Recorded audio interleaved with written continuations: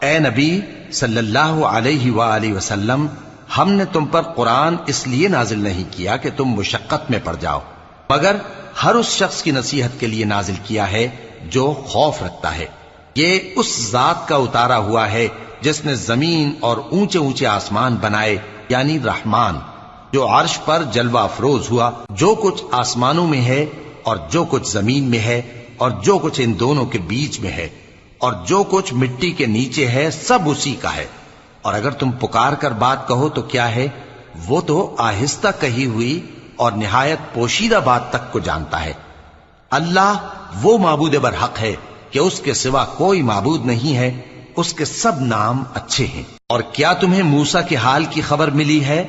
جب انہوں نے آگ دیکھی تو اپنے گھر والوں سے کہا کہ تم یہاں ٹھہرو، میں نے آگ دیکھی ہے، میں وہاں جاتا ہوں، شاید اس میں سے میں تمہارے پاس انگارہ لاؤں